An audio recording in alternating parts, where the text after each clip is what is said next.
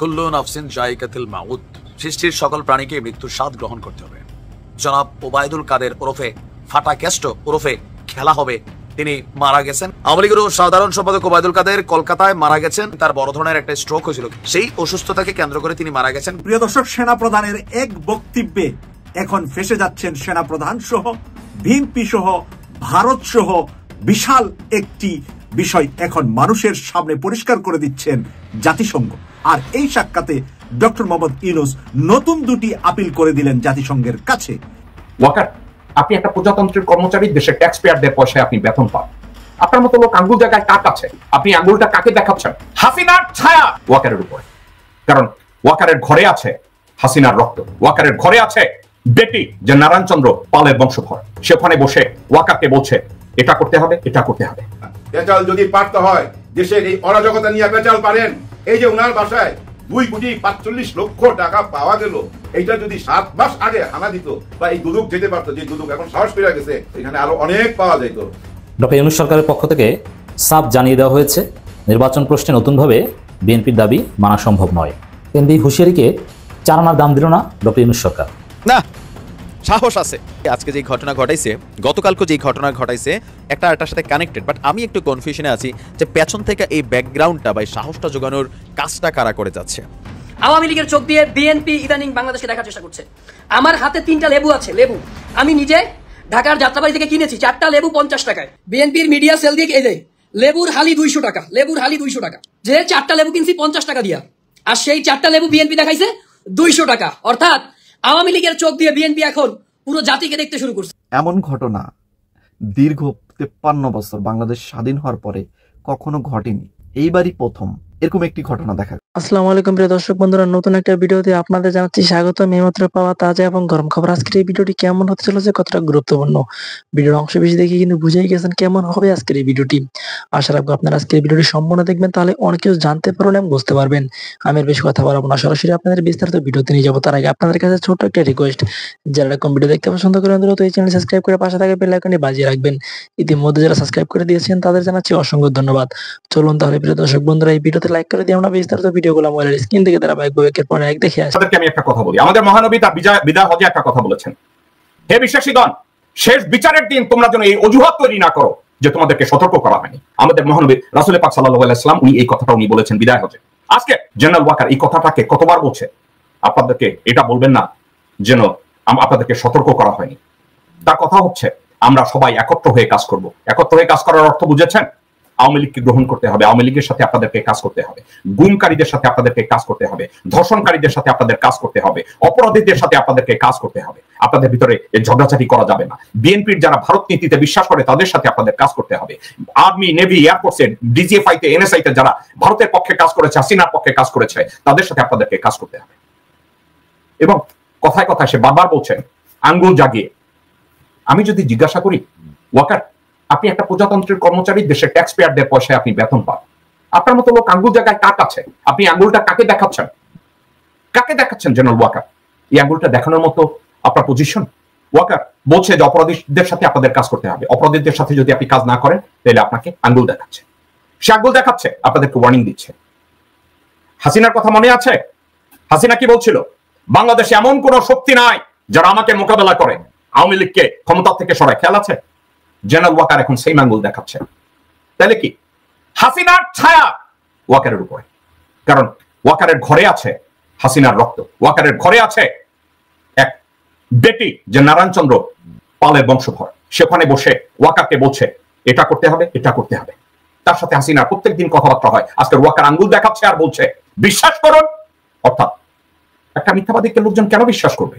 কেন একজন মিথ্যাবাদীকে বাংলাদেশিরা বিশ্বাস করবে? আমাকে আপনি বলেন। যেই লোক মিথ্যার উপরে দাঁড়িয়ে আছে, যেই লোক নিজে একজন অপরাধী, যেই লোক নিজে একটা গাদ্দার, যেই লোক ভারতের কাছ থেকে সুবিধাবাদী একজন দালাল, সে আপনাদেরকে আঙ্গুল উঁচে ওয়ার্নিং দিতেছে।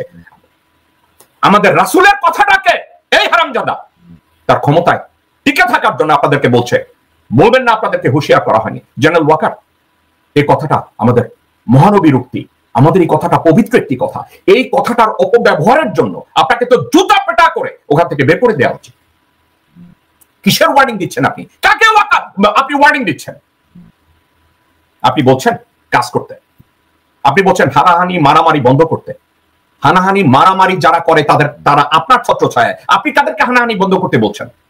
আপনি শেখ পরিবারের কাউকে আপনি গ্রেফতার করেন, আপনি এগুলো কমপ্লিট করেন। 626 জন অপরাধীকে আপনি ছেড়ে দিয়েছেন। জেলের যতগুলো আওয়ামী লীগের লোকজনদেরকে ধরা হয় তাদেরকে বিহাইন্ড দ্য সিন আপনি ছেড়ে দিচ্ছেন। ছাড়ছেন না পয়সা নিয়ে বা পয়সা ছাড়া হাসিনাকে ব্যাক করানোর জন্য। আপনি তো এখন আপনার আসল চেহারায় ব্যাক করছেন। এতদিন মিন মিন মিন মিন করেছেন, এখন ব্যাটা হয়ে গেছেন। রাওয়ায় গিয়ে ওই আব্দুল হকের পাশে দাঁড়িয়ে, ওই ভাওড়ার পাশে দাঁড়িয়ে আপনি 19,000 লোককে গ্রেফতার করলেন প্রায় ইয়ের পরে, গণহত্যার পরে। সবাইকে ছেড়ে দিলেন কেন? এখন তো 500 মতো লোক আছে ভিতরে, 530-35 জনের কথা শুনেছি। এর মানে হলে মানুষগুলো নিরাপরাধ ছিল। তার মধ্যে যোগ হয়েছে প্রজাতন্ত্রের একজন কর্মচারী, সেনা কর্মপ্রধান, উনি বললেন যে এটা ফয়সালা হয়ে গেছে, বিচারাধীন বিষয়ে কমিশন তদন্ত করছে। এরকম বিষয়ে অন্তর্বর্তীকালীন সরকারের প্রধান উপদেষ্টারও কোনো কথা বলার এখতিয়ার নাই। সেনাপ্রধানের কথা, বিচারাধীন কোনো বিষয়ে আপনারা কেউ কথা বলতে পারেন না। আপনি পার্টিকুলার ইন্টারফেয়ার করছেন, আইএসপিআর এর মাধ্যমে স্টেটমেন্ট দিয়ে জাতির কাছে ক্ষমা চান, এবং এই কমিশনের সাথে সাথে কারা কারা জড়িত। দেখেন আজকে স্বরাষ্ট্র উপদেষ্টা একটা ভেরি হাইলি ইনকম্পিটেন্ট, একটা অযোগ্য অপদার্থ লোক, তার স্বরাষ্ট্র উপদেষ্টা করছে, এবং সেই কমিশনের সদস্য হিসাবে ছিলেন। কত বড় দালাল! গত 16 বছর তার চেহারা দেখি নাই। গণ অভ্যুত্থানে যিনি একটা মিছিল করেন নাই, স্লোগান দেন না, একটা ঢিল ছোড়েন নাই, তাকে কে এনে এখানে স্বরাষ্ট্র উপদেষ্টা বানিয়েছে? কেন বানিয়েছে? এটা হচ্ছে বাংলাদেশের শত্রুরা বানাইছে। যারা গণ অভ্যুত্থানকে নাই করে দিতে চায়, যারা 24কে বিলীন করে দিতে চায়, তারাই এই লেফটেন্যান্ট জেনারেল জাহাঙ্গীরের মতো একটা অপদার্থ কুলাঙ্গারকে স্বরাষ্ট্র উপদেষ্টা বানাইছে। এই হচ্ছে বাংলাদেশ, দালালি আর দেশ খদ্দেবার রাজনীতি বাংলাদেশে। এবং দেখেন বাংলাদেশের কোনো বড় বড় রাজনৈতিক দল এই জুলুম নিয়ে কথা বলছে না। শুধু নির্বাচন, শুধু ক্ষমতা, বিচার নিয়ে, এই সংস্কার নিয়ে, তাদের এই মুসলিমদের পক্ষে দাঁড়ানোর কোন রাজনীতি তারা করছে না। এবং তারা ভুলে যাচ্ছে যে বাংলাদেশ বদলে গেছে। আপনি মার্কা নিয়ে যাবেন আর এই লক্ষ লক্ষ পরিবার আপনাদের ভোট দিবে, সেই দিন বাংলাদেশে এখন আর নাই। মুসলিমের পক্ষে দাঁড়াইতে হবে, এটাই আগামী দিনের রাজনীতি। আওয়ামী লীগের চোখ দিয়ে বিএনপি ইদানিং বাংলাদেশকে দেখার চেষ্টা করছে। আওয়ামী লীগের চোখ দিয়ে বিএনপি ইদানিং বাংলাদেশকে দেখার চেষ্টা করছে। আমার হাতে 3টা লেবু আছে, লেবু, ইয়েস লেবু। এই 3টা লেবু সহ আরেকটা লেবু, 4টা লেবু আজকে আমি নিজে ঢাকার যাত্রাবাড়ি থেকে কিনেছি। 4টা লেবু 50 টাকায়, 4টা লেবু 50 টাকায়। একটা লেবু দিয়ে আজকে আমরা ইফতার করছি, বাকি 3টা লেবু আমার হাতে আছে। অর্থাৎ লেবুর হালি 50 টাকা, সর্বোচ্চ কোথাও 60 টাকা, আরো কোথাও কম আছে। কিন্তু বিএনপির মিডিয়া সেল দিয়ে কিছুক্ষণ আগে বিএনপি আওয়ামী লীগের চোখ দিয়ে দেখা শুরু করছে। বিএনপির মিডিয়া সেল দিয়ে কিছুক্ষণ আগে পোস্ট করছে, দেখাই আপনাদেরকে। বিএনপির মিডিয়া সেল দিয়ে এই যে লেবুর হালি 200 টাকা, লেবুর হালি 200 টাকা। যেই লেবু আমি এই যে আমার হাতে নিয়ে আসছি, যে 4টা লেবু কিনছি 50 টাকা দিয়া, আর সেই 4টা লেবু বিএনপি দেখাইছে 200 টাকা। অর্থাৎ আওয়ামী লীগের চোখ দিয়ে বিএনপি এখন পুরো জাতিকে দেখতে শুরু করছে। অর্থাৎ এই সরকার যাই করবে, যৌক্তিক হোক অযৌক্তিক হোক, সমালোচনা শুরু করবো। প্রথমত আমি একজন খেজুর ব্যবসায়ী, মাঝে মাঝে খেজুর বিক্রি করি, রমজানে খেজুর বিক্রি করি, সারা বছর বিক্রি করি। গেল বছর যেই দামে আমরা খেজুর কিনতাম এবং যেই দামে বিক্রি করতাম, তার চাইতে প্রতি কেজি খেজুর এবছর কমপক্ষে 300 টাকা করে কম। প্রতি কেজি খেজুর কমপক্ষে 300 টাকা কমে এবছর বিক্রি করছি আমরা, একদম 300 টাকা কমে বিক্রি করছি। গেল বছর এই বাংলাদেশে তারা হচ্ছে ইজিপশিয়ান মেডজুল খেজুরটা বিক্রি করছেন। আপনারা জানেন যে সবচেয়ে দামি খেজুর হচ্ছে ইজিপশিয়ান মেডজুল। সেটা গেল বছর বিক্রি হয়েছে 10,000 টাকা, 11,000 টাকা, 12,000 টাকা, 14,000 টাকা পর্যন্ত 5 কেজি খেজুর বিক্রি হয়েছে। সেই একই মেডজুল খেজুর আমি নিজে এবছর বিক্রি করছি 8,000 টাকা, 8,500 টাকা করে। অর্থাৎ প্রতি 5 কেজি খেজুরে 2,000 টাকা কম। ঠিক তেমনি ভাবে আজকে এবছর প্রত্যেকটা পণ্য, নিত্য পণ্যের দাম কম, সবকিছুর দাম কম। হ্যাঁ, শুধুমাত্র আপনার ভোজ্য তেলটা সংগ্রহে কিছুটা কম আছে, বা কোনো একটা কারণে ভোজ্য তেলের দামটা বেশি এবং ভোজ্য তেলটা কম। এবং এ তেলের দাম কিন্তু এবছর বাড়ছে, বিষয়টা কিন্তু মোটেও এমন না। ভোজ্য তেলের দাম অর্থাৎ সয়াবিন তেলের দাম কিন্তু এবছর বাড়ছে, মোটেও এমন না। সয়াবিনের তেল অতি আগে থেকেই বাড়তি ছিল। কিন্তু সবচেয়ে দুঃখের ব্যাপার হচ্ছে বিএনপির মতো এত বড় একটা রাজনৈতিক দল, যারা কোনো প্রকার বাজার মনিটরিং ছাড়া, বাজার জাজমেন্ট করা ছাড়া এই লেবু, যেই লেবু আমি 50 টাকায় কিনছি এক হালি, সেই লেবু তারা তাদের মিডিয়া সেলে পোস্ট করেছে যে এই লেবুর হালি 200 টাকা। এটা জাতির জন্য খুবই দুঃখজনক, খুবই বড়। আপনারা ফেসবুক লাইভে এখন 300 জন ভাই এখানে আছেন, আপনারা বলেন না আজকে অনেকেই লেবু কিনছেন, আপনারা বলেন না আজকে লেবু কয় টাকা দিয়ে কিনেছেন, কয় টাকা দিয়ে আপনারা আজকে লেবু কিনেছেন বলেন না। দেখুন বিএনপি এই সরকারের সমালোচনা করবে, কোনো অসুবিধা নাই। আমরা এই সরকারের সমালোচনা করবো, কোনো অসুবিধা নাই। এই সরকারের ভুল আমরা ধরবো, কিন্তু সমালোচনার একটা যৌক্তিকতা থাকতে হবে, সমালোচনা করার একটা ভাষা থাকতে হবে।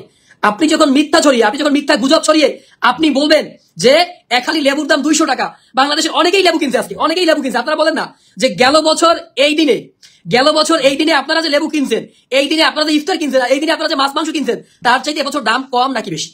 তো সেই জায়গায় দাঁড়িয়ে বলতে চাই, বিএনপিকে আরো দায়িত্বশীল আচরণ করা উচিত। এই সরকারের সমালোচনা বিএনপিরও করা উচিত, আমাদের করা উচিত, সবাই আমরা বিএনপি এই সরকারের সমালোচনা করব, কিন্তু সেই সমালোচনার একটা যৌক্তিকতা থাকতে হবে। কোনোদিন 50 টাকা লেবুকে যদি আমি 200 টাকা বলে এরপরে প্রচার করি হবে? ডিমের হাসিনার আমল থেকে 170 টাকা 180 টাকা পর্যন্ত ছিল আপনার ওই যে ফার্মের ডিম, সেই ডিম এখন 140 টাকা করে ডজন বিক্রি হচ্ছে, 150 টাকা করে ডজন বিক্রি হচ্ছে। এখন মাংসের কেজি হাসিনার আমলে 750 টাকা 800 টাকা ছিল, সেই মাংস এখন 750 টাকা 700 টাকা 650 টাকা পর্যন্ত আছে আপনার গরু মাংস। তো সেই জিনিসগুলো যদি এভাবে আমরা জাজমেন্টাল হই, অর্থাৎ আপনার যৌক্তিক বিবেচনা না করেই শুধুমাত্র এই সরকার ক্ষমতায় আছে, এই সরকারকে ক্ষমতায় দিয়ে বিদায় করতে হবে, এই সরকার তো ভাই ইচ্ছা করে ক্ষমতায় আসে না। ইউনূস সাহেব বা এই সরকারের অন্তর্বর্তীকালীন সরকার যারাই এসছে তারা কেউ নিজের ইচ্ছায় এই সরকারে আসে না, তাদেরকে আমরা ডাইকা নিয়ে আইসা এই বিএনপি এখানে বসাইছে, জামাত বসাইছে, অন্যান্য রাজনৈতিক দল বসাইছে, এই সমন্বয়করা বসাইছে, ছাত্ররা বসাইছে, তরুণরা বসাইছে। এই সরকারের অনেক ব্যর্থতা আছে, এই সরকারের স্বরাষ্ট্র উপদেষ্টার অনেক ব্যর্থতা আছে, আইন শৃঙ্খলা পরিস্থিতি রক্ষা করতে পারেনি। কিন্তু এই সরকার বাজার পরিস্থিতি আগের তুলনায় অনেক বেশি স্থিতিশীল রেখেছে, স্টেবল রেখেছে এবং নিত্যপণ্য অনেকটাই, বিশেষ করে আপনার চাল ডাল থেকে শুরু করে নিত্যপণ্য যেগুলো আছে, আপনার আলুর কেজি 20 টাকা 25 টাকা, যে আলু হাসিনার আমাদের 60 টাকা 70 টাকা করে আমরা কিনে খাইছি। আমরা দেখেছি টমেটোর কেজি এখন 10 টাকা, শশার কেজি 50 টাকা। তো এখন সরকারের সমালোচনা করেন, আপনারাও করেন, আমরাও করি, কিন্তু সমালোচনার একটা ভাষা থাকতে হবে, যৌক্তিকতা থাকতে হবে। আপনি যদি এই যে লেবু বারবার লেবু দেখাইতে হয়, কারণ আজকের আলোচনার টপিক হচ্ছে লেবু, যেই লেবু আমরা সবাই 50 টাকা 60 টাকা করে কিনছি, এটাও বেশি। বাংলাদেশের প্রেক্ষাপটে যেহেতু লেবু বাংলাদেশে উৎপাদিত হয়, এই লেবুর হালি হওয়া উচিত ছিল 20 টাকা 25 টাকা 30 টাকা, এর বেশি হওয়াটা কোনোভাবে যৌক্তিক না, এটাও বেশি। কিন্তু সেই 50 টাকার লেবুকে যদি আপনারা 300 টাকা বলেন, 200 টাকা বলেন, এটাই সরকারের প্রতি ইনসাফ করা হবে না, এই সরকারের প্রতি জুলুম করা হবে। কারণ এই সরকার ক্ষমতায় আসার পরে কমপক্ষে 200 থেকে 300 আন্দোলন ট্যাকেল দিয়ে এই সরকারকে ক্ষমতায় টিকে থাকতে হয়েছে। তো সেই জায়গায় দাঁড়িয়ে এই রাজনৈতিক দলগুলি সরকারকে বসিয়েছে, কিন্তু এই রাজনৈতিক দলগুলি অযৌক্তিকভাবে সরকারকে ভুলভাবে ব্যাখ্যা করে, ভুলভাবে সমালোচনা করে এবং মিথ্যা তথ্য দিয়ে তথ্য সন্ত্রাস করে। কুল্লু নাফসিন যায়কাতুল মাউত, সৃষ্টির সকল প্রাণীকে মৃত্যুর স্বাদ গ্রহণ করতে হবে, মানুষ মাত্রই মরণশীল। তো বাংলাদেশ আওয়ামী লীগকে যারা ব্যাপক বিনোদন দিয়েছে, আবার ধ্বংসও করছে, আবার টিকেও রাখছে, শেখ হাসিনার বিশ্বস্ত সহচর হিসাবে চিহ্নিত কয়েকজন ক্যারেক্টারের মধ্যে জনাব ওবায়দুল কাদের ওরফে ফাটা ক্যাস্টো ওরফে খেলা হবে, আরো বিভিন্ন কবি সাহিত্যিক, বা বিনোদনের মাঠটা অনেক দিকে রাখছিলেন তিনি ওবায়দুল কাদের, তিনি মারা গেছেন গতকালকে থেকে। ফেসবুকে আমরা বেশ কয়েকটা পত্রিকায়, তারপর হচ্ছে কিউ কার্ড আকারে আমরা খবরটা দেখছি যে কলকাতায় আওয়ামী লীগের সাধারণ সম্পাদক ওবায়দুল কাদের কলকাতায় মারা গেছেন, এমন ইলেকট্রনিক গণমাধ্যমের ফটোকার্ড সামাজিক যোগাযোগ মাধ্যমে ছড়িয়ে পড়েছে। তবে আসলে কি তিনি মারা গেছেন নাকি তিনি জীবিত আছেন? বাংলাদেশে থাকাকালীন তার বড় ধরনের একটা স্ট্রোক হয়েছিল, খেয়াল থাকার কথা। সিঙ্গাপুরের মাউন্ট এলিজাবেথ হাসপাতালে চিকিৎসাধীন ছিলেন, আবার রাজনীতিতে ফিরে আসছেন। এরপর ঘন ঘন তিনি তার ওয়ার্ম আপ যেই বিষয়টা, মানে চিকিৎসার বিষয়টাকে আপডেট করতে হতো। তো সেই অসুস্থতাকে কেন্দ্র করে তিনি মারা গেছেন বলে যে দাবিটা করা হচ্ছে, আসলে এটা কতটুকু সত্য বা মিথ্যা, আসুন দেখি গণমাধ্যম কি বলছে। যে এই গণমাধ্যমগুলোর ফটোকার্ড কিংবা সংবাদ প্রকাশিত হয়েছে, যেমন ধরেন যমুনা টেলিভিশন অথবা ঢাকা পোস্ট অথবা RTV, তো তারা যে কিউ কার্ডটা বানায়, নিচে একটা লেখা থাকে, উপরে একটা আইকন থাকে, আপনি গুগলে সার্চ করলে তাদের এই যে লগোটা এটা আপনি পাইয়া যান। আর আজকের যুগে এসে যেখানে ডিপফেক ভিডিও চলে, সেখানে একটা ছবি বসানো, এটা লেখা এডিট করা খুবই সিম্পল একটা ইস্যু।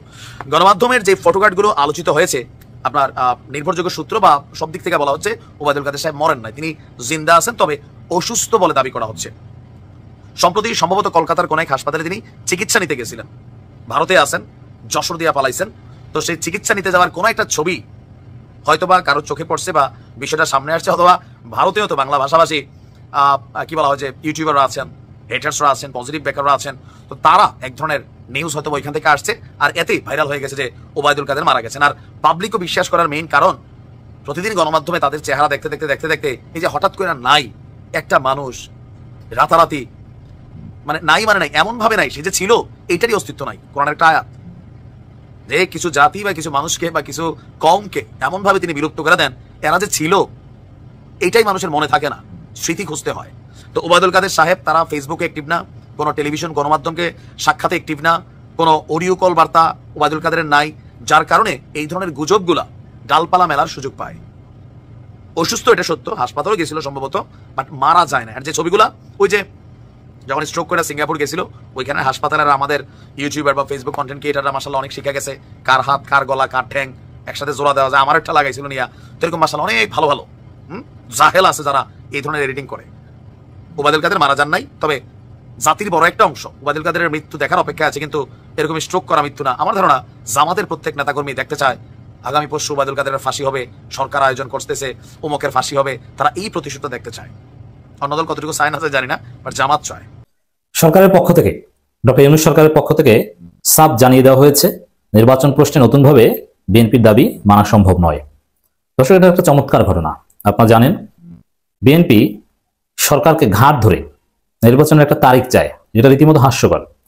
বিএনপির স্থায়ী কমিটির ভারতপন্থী সদস্য, যিনি এস আলমের টাকায় ভারতে দীর্ঘদিন লালিত পালিত হয়েছেন এবং দেশে এসেও এস আলমের টাকায় চলছেন, সেই সালাউদ্দিন আহমেদ, যাকে এস আলম এবং ভারত পরবর্তী মহাসচিব বানানোর জন্য সবকিছু ঠিকঠাক করে রেখেছে, এর মানে সালাউদ্দিন আহমেদ বিএনপির পরবর্তী মহাসচিব। সালাউদ্দিন আহমেদ বলেছেন যে আগামী এই মার্চের মধ্যে নির্বাচনের সুনির্দিষ্ট রোডম্যাপ ঘোষণা না করলে, ডক্টর ইউনূস নাকি মিনমিন করছেন, এর মানে গ্রামে বলে না মিনমিনের শয়তান, ডক্টর ইউনূস নাকি মিনমিনের শয়তান। রোডম্যাপ এই মার্চের মধ্যে ঘোষণা না করলে ঈদের পর শব্দটা বলেননি, কিন্তু মার্চের পর মানে ঈদের পর রাজনৈতিক দলগুলোর সাথে দ্যাট মিন যুগপৎ ভাবে আন্দোলন করবে বা বসে করণীয় ঠিক করবে, এই হুঁশিয়ারি দিয়েছে। কিন্তু এই হুঁশিয়ারিকে 4 আনার দাম দিল না ডক্টর ইউনূস সরকার, স্পষ্টভাবে সাফ জানিয়ে দিয়েছে। আবারও বলছি, নির্বাচনের রোডম্যাপ দেওয়া হয়েছে প্রেস সচিব, এর মানে যতটুকু রোডম্যাপ দেওয়া হয়েছে এর চেয়ে রোডম্যাপ দেওয়া সম্ভব। দেখেন বিএনপি কি মাথা খারাপ হয়েছে? আচ্ছা, সরকারের পক্ষ থেকে বলা হয়েছে সংস্কার হলে সামনের বছর জুনের মধ্যে নির্বাচন, সংস্কার না হলে এবছর ডিসেম্বরের মধ্যে নির্বাচন। এর চাইতে রোডম্যাপ আর কি? এর চাইতে রোডম্যাপ তো তফসিল ঘোষণা করা, তারিখ দেয়া। তারিখ দেয় কখন? নির্বাচনের 3 মাস আগে সাধারণত তফসিল ঘোষণা করা হয়। তফসিল কি ঘোষণা করে 1 বছর আগে? এরা কি এটাও জানে না 1 বছর আগে তারিখ দেয় কিভাবে? সরকারকে বিব্রত করা, সরকারকে অলওয়েজ চাপে রাখাই বিএনপির একমাত্র উদ্দেশ্য।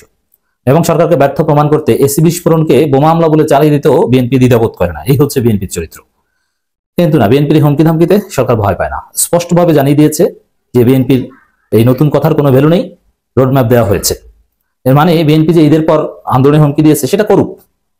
আর আমি এটার ব্যাখ্যা হিসেবে আগে বলেছি, আবার বলবো যে বিএনপি যদি নির্বাচন সত্যি নির্বাচনের দাবিতে আন্দোলন করে, তাহলে বাংলাদেশে নির্বাচনই হবে না যত সময়, অনেক দেরি হবে।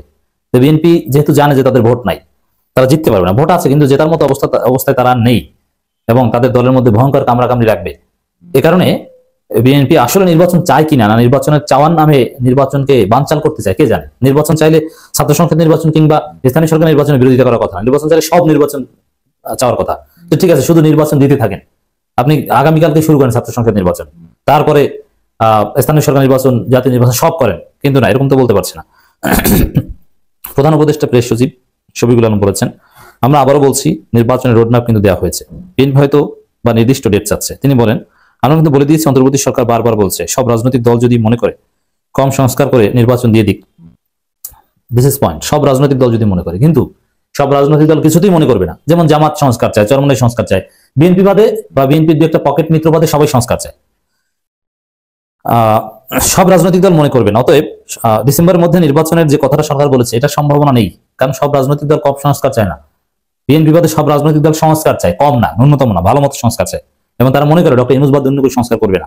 বিএনপির যে আকৃতি সংস্কার, ওগুলো ভুয়া মনে করে, এগুলোকে যে হাত দিয়ে হাতুড়ি পিঠে ভেঙেছে আর ওই ট্রাক্টর চালিয়েছে, তাদের ওই হাত দিনের মতো এমন করে দিতে হবে যেন প্রতি মুহূর্তে হাতের দিকে তাকিয়ে এটা যেন মনে করে যে এই হাত দিয়ে 32 নম্বর ভেঙেছে। এটা পারবে কি তোমরা? সেটা আমাকে বলো, সেটা আমি চাই। সকলের ছবি আছে, খুঁজে খুঁজে বের করো কে কোথায় আছে, বেঁচে থাকবে সারা জীবন আর ওই হাত দেখবে, এটাই আমি চাই, আর কিছু চাই না। কাটাল রানী বেশি মাস্তানি না, শাড়ি তুলে তো পলাইছিল ইন্ডিয়ায়, একবার না কয়েকবার, হেডম যায় না এখনো না।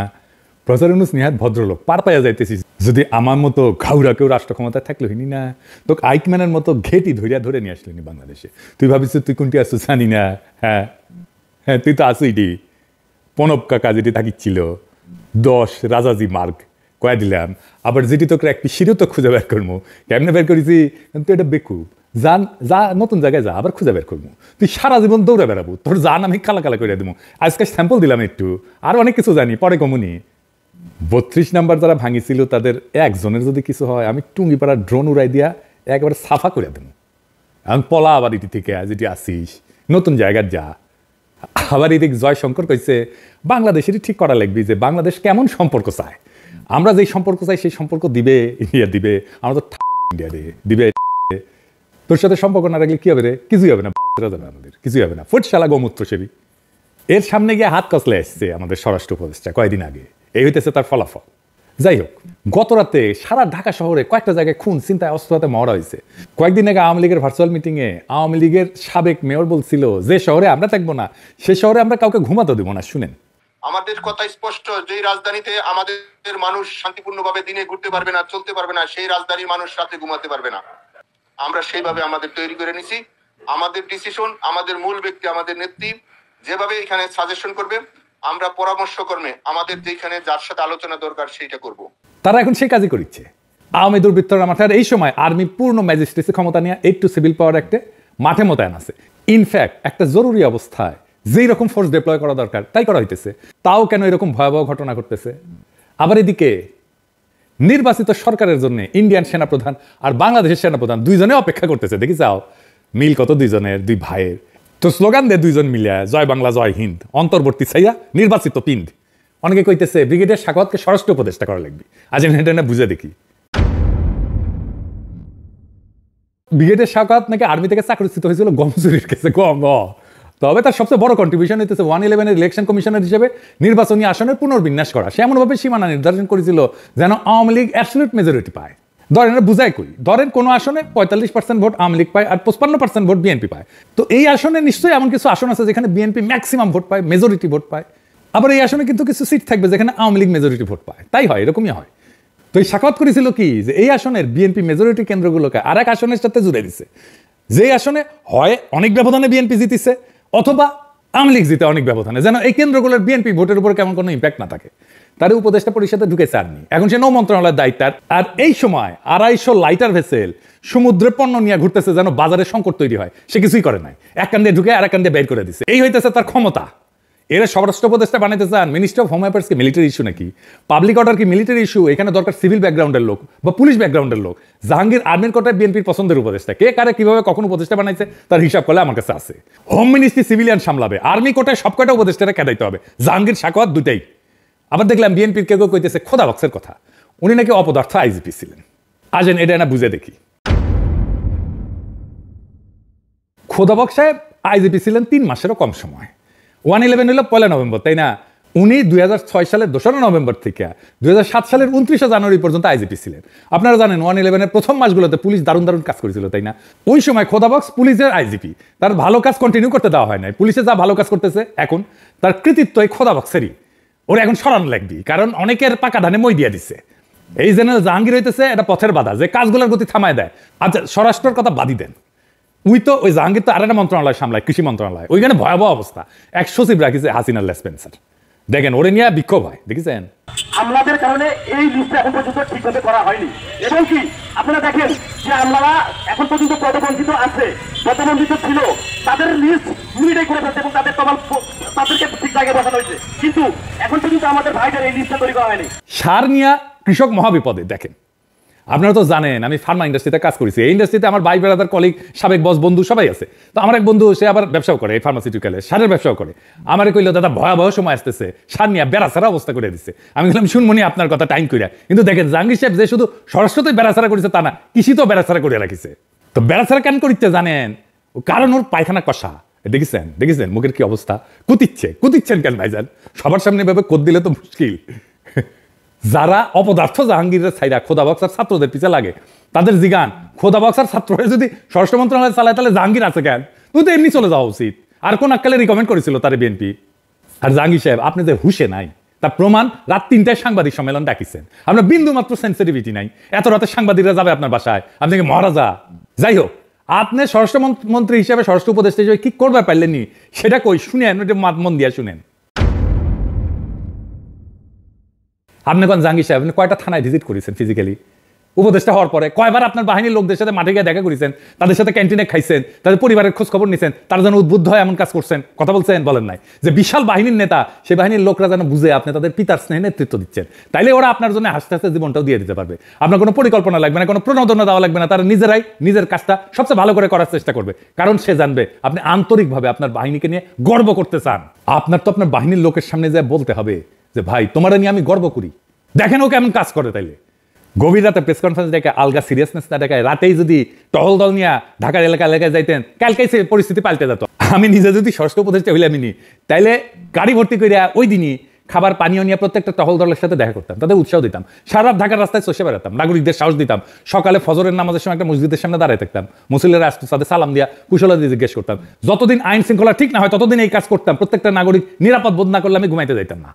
মাঠ থেকে নেতৃত্ব দিতে হয়, কমান্ড করে নেতৃত্ব হয় না, ওটা লিডারশিপ না, ওটা অন্য কিছু।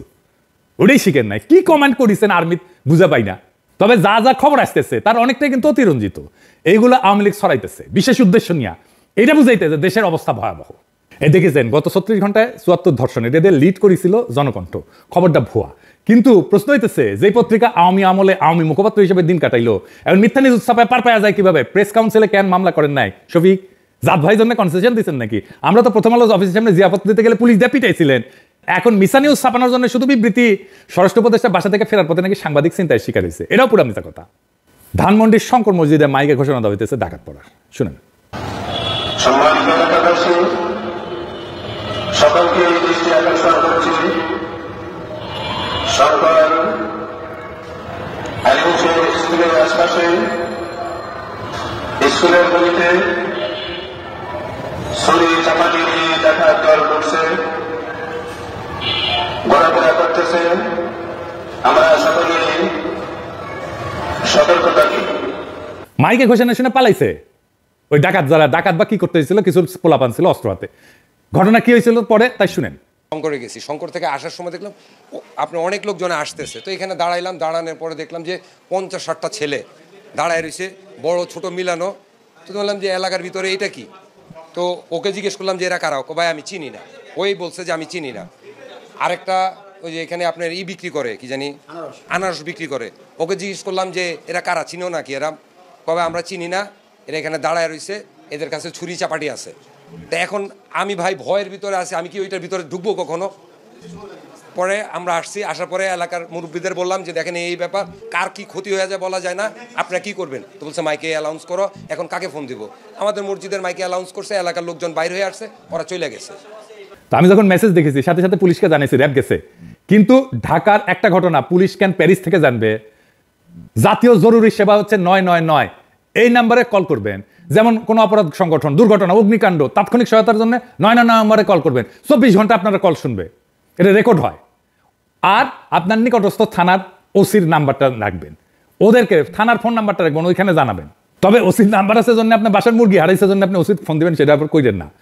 আমাদের অনেক সময় পরিমিতি বোধ থাকে না। আমার ফোন নাম্বার তো এজমালি সম্পত্তি হয়েছে, সারাক্ষণ ফোন ব্যস্ত থাকে। আমার কাছে তো প্রফেসর ইউনূসের নাম্বারও আছে। আমি যদি রেগুলার ওনারে মেসেজ পাঠাই, উনি কাজ করতে পারবেন। মেসেজ পাঠাবো যেটা খুব জরুরি দরকার, ওনার দেখা দরকার কালে ভদ্রে, তাইলে উনি আমার মেসেজে গুরুত্ব দিবেন। যাই হোক, আইন শৃঙ্খলার অবস্থা পরিকল্পিতভাবে খারাপ করার সব ব্যবস্থা আওয়ামী লীগ করতেছে। শুধু কি আওয়ামী লীগ, আমাদের সুশীলদের প্রিয় মাহমুদুর রহমান মান্না, তার দল নাগরিক ঐক্য ঢুকেছে আওয়ামী লীগেরা। তারা বগুড়া শিবগঞ্জে যুবদলের নেতার বাসায় ককটেল হামলা করেছে। আমি কুইসি কলে যে এই নাগরিক ঐক্য সাজা আওয়ামী লীগের হাড্ডি গুড়া গুড়া করে দিবেন, খালি কনফার্ম হবে না এগুলো আওয়ামী লীগ। সব গ্যাঞ্জামের পিছিয়ে আপনি আওয়ামী লীগ পাবেন। আগস্ট মাসে ডাকাতি করার জন্য আওয়ামী লীগ লোক ভাড়া করেছিল না, ভুলে গেছেন? দেখেন পাড়ায় পাড়ায় আবার আগস্টের মতো পাহারা বসানো যায় কিনা ভাইবা দেখবেন। আগস্টের সেই পরিস্থিতি আবার হাজির হয়েছে। আমরা একটা কিন্তু যুদ্ধাবস্থায় আছি, লড়াই এখনো থামে নাই। পাড়ায় মহল্লায় আবার নতুন করে পাহারা শুরু হোক, ছিনতাইকারী ডাকাতার মস্তানদের হাড্ডি গুড়া গুড়া করে দেবেন। প্রিয় দেশবাসী, শুরু থেকে শেষ পর্যন্ত যারা এই ভিডিওটি দেখেছেন সকলকে জানাই অসংখ্য অসংখ্য ধন্যবাদ। যারা এরকম নিউজ ভিডিও পেতে পছন্দ করেন তারা অবশ্যই এই চ্যানেলটি সাবস্ক্রাইব করে পাশে থাকা বেল আইকনটি বাজিয়ে দিবেন। যারা এখন এই ভিডিওটি শেয়ার করেননি, এই ভিডিওটি দ্রুত শেয়ার করে সকলকে দেখার সুযোগ করে দিন। আজকের মতন এই পর্যন্ত, দেখা হচ্ছে পরবর্তী কোনো ভিডিও নিয়ে ইনশাল্লাহ।